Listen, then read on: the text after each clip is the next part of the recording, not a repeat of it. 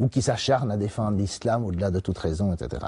Ce qu'il faut faire, c'est, modestement, si je peux proposer, c'est de dire, c'est de libérer, ce que je dis, libérer la parole non juive en France. C'est-à-dire libérer la parole de gens comme moi, qui ne sont ni juifs, ni musulmans, ni arabes, et leur dire, écoutez, c'est votre pays, la France, enfin, entre autres, je veux dire, avec les autres citoyens, mais je veux dire, les 80%, ou je ne sais pas quel pourcentage de Français ou d'Européens sont ni juifs, ni arabes, ou ni musulmans, vous avez le droit de dire quelque chose sur la politique étrangère de votre pays. Parce que on vit dans un discours qui est une situation qui est totalement malsaine. Où d'une part, on a une voix juive dominante, qui est celle du CRIF, grosso modo, et puis on a une voix juive dominée, qui est celle de l'Union juive française pour la paix, par exemple, ou de juifs comme ça. Et j'ai vécu ça très très souvent. Tous les non-juifs qui veulent s'exprimer s'abritent derrière ce qu'on pourrait appeler des bons juifs, c'est-à-dire ceux du JFP, ou du PJB en Belgique. Et on dit, ah oui, mais il y a un type ici, il y a Vidal-Naquet, qui est avec nous. D'accord? Et comme ça, on ne peut pas être accusé d'être antisémitisme. C'est comme ça que la psychologie fonctionne. Et moi, je ne suis pas d'accord avec ça. Je pense qu'il faut que les gens admettent que si on nous demande de payer les pots cassés à Gaza, alors on doit avoir le droit de dire quelque chose. Louis Michel, qui était il a dit, mais c'est nous qui payons. C'est chaque fois, on détruit, puis on répare, on repaye, puis on redétruit, puis on repaye, etc. Et on ne peut jamais rien dire. Alors une des choses que j'ai même écrites, et que j'ai fait plusieurs fois d'intervention là-dessus, mais ça me rend pas très populaire, c'est d'en finir avec la culpabilité liée à l'Holocauste. Parce que, moi je suis désolé, j'étais pas là.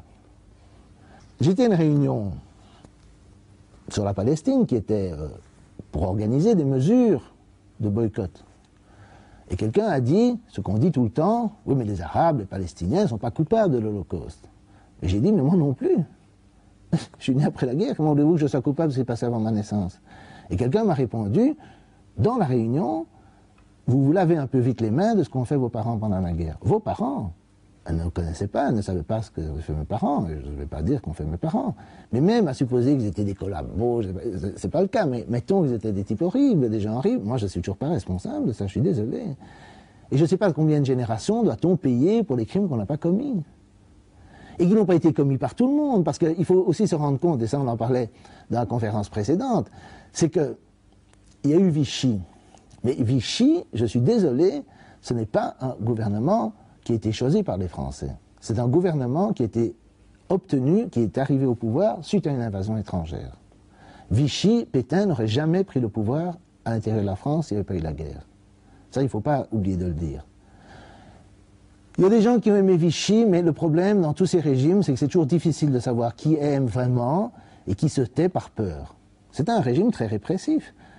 Moi, je trouve toujours très comique que les gens me disent que Vichy, les gens aimaient Vichy, soutenaient Vichy pour des raisons intrinsèques idéologiques, si vous voulez.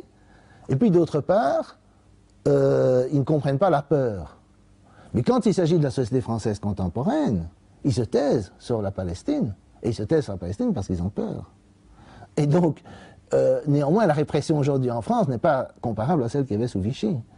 Et donc, si vous ne comprenez pas que les gens pouvaient avoir peur sous Vichy, demandez-vous pourquoi tant de gens ont peur aujourd'hui. Parce que, moi, je suis absolument convaincu que si on libérait la parole, si les gens pouvaient s'exprimer honnêtement, franchement, dire ce qu'ils pensent de la Palestine, et dire ce qu'ils pensent des groupes de pression ici, de ce qu'on appelle parfois le lobby de leurs organisations sionistes, comme le CRIF et leurs associés, et s'ils pouvaient dire tous les coups tordus qui leur ont été faits,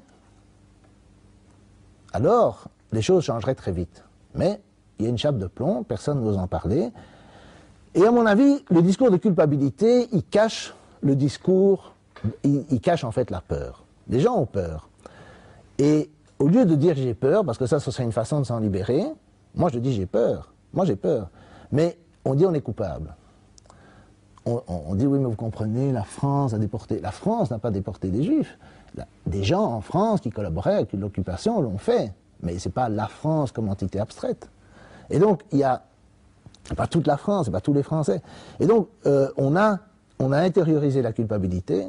J'ai encore été à une autre réunion sur la Palestine il y a un maire d'une commune de Bruxelles a dit « Mais moi, j'ai rien à me reprocher parce que mes parents ont caché des juifs pendant la guerre. » Ah bon? Et les autres? Ils ont quelque chose à se reprocher? Je veux dire, il a aussi dit « Mais les Arabes dans la salle n'ont rien à se reprocher. » Moi, je ne suis pas arabe. Je veux dire, et j'ai quelque chose à me reprocher? Et donc, même là, on répète le discours, on répète et on intériorise sans arrêt le discours de culpabilisation. Ça ne va pas. Il faut libérer le discours de culpabilisation. Il faut se libérer de la culpabilisation pour des crimes qu'on n'a pas commis.